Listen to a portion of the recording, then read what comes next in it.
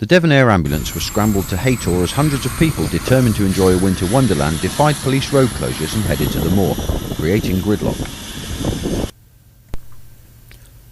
Hundreds of cars had driven around the closure signs and parked as close as they could to Haytor. It meant that when 79-year-old Archie Connor from Exmouth fell and fractured his hip, the air ambulance needed to be called in to get him to hospital as quickly as possible.